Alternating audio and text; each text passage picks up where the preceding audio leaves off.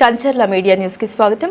పశ్చిమ గోదావరి జిల్లా భీమవరం బీజేపీ జిల్లా కార్యాలయంలో కేంద్ర ఉక్కు భారీ పరిశ్రమల శాఖ సహాయ మంత్రి భూపతి రాజు శ్రీనివాస్ వర్మ విలేకరుల సమావేశం ఏర్పాటు చేసి వారు మాట్లాడారు.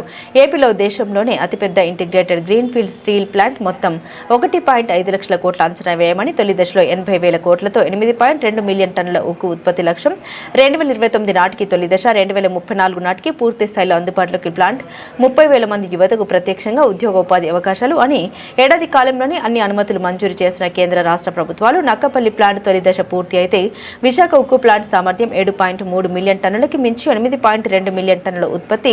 ప్రధాని మోదీ ఆదేశాల మేరకు 2030 నాటికి 300 మిలియన్ టన్నుల ఉక్కు సామర్థ్యాన్ని సాధించాలనే లక్ష్యం. మోదీ, చంద్రబాబు, కుమారస్వామి సహకారంతో మారుతున్న ఏపీ పారిశ్రామిక రూపురేఖలు మారతాయని ఆశాభావం వ్యక్తం చేశారు.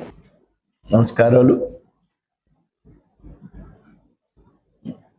ఆంధ్రప్రదేశ్ రాష్ట్ర చరిత్రలో పారిశ్రామికంగా ఒక నూతన అధ్యాయం ప్రారంభం కాబోతా ఉన్నది. ముఖ్యంగా ఈ రాష్ట్రంలో 2024లో కూటమి ప్రభుత్వం అధికారంలోకి వచ్చాక రాష్ట్రంలో పెద్ద ఎత్తున పరిశ్రమలను ప్రోత్సహించడం ద్వారా పెద్ద ఎత్తున యువతకు ఉపాధి అవకాశాలను పెంచాలనేటువంటి ఆలోచనతో ప్రయత్నాలు ప్రారంభించాం. గత ప్రభుత్వం కాలంలో మీ అందరికీ కూడా తెలుసు, రాష్ట్రంలో ఉన్నటువంటి పరిశ్రమలు సైతం అనేక రకమైన పరిశ్రమలు బయట రాష్ట్రాలకు తరలి వెళ్ళిపోయినటువంటి సంగతి నుండి ఇవాళ రాష్ట్రాన్ని పరిశ్రమల పరంగా ప్రోత్సహించేటువంటి పద్ధతులు అమల్లోకి తీసుకొచ్చాం.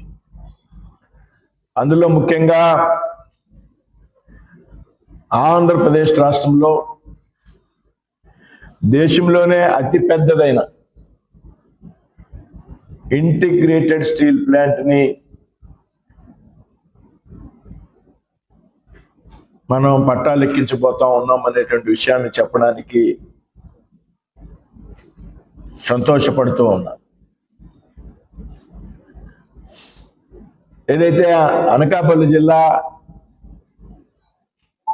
నక్కపల్లి మండలం రాజయ్యపేటలో దాదాపు 135,000 కోట్లతో ఆర్ఎస్ఎల్ మెటల్ గ్రూప్ వారు పనులు ప్రారంభించబోతా ఉన్నారు. ఈ నెల 23వ తేదీ సోషల్ మీడియాలో రకరకాల డేట్లు ప్రచారం అవుతూ ఉన్నాయి, కొన్ని ఛానల్స్లో కానీ ఇట్లో కానీ. దీని మీద క్లారిటీ ఇవ్వాలనే ఉద్దేశంతో ఈ నెల 23వ తేదీ సాయంత్రం 4 గంటలకి దీనికి భూమి పూజ జరగబోతా ఉంది.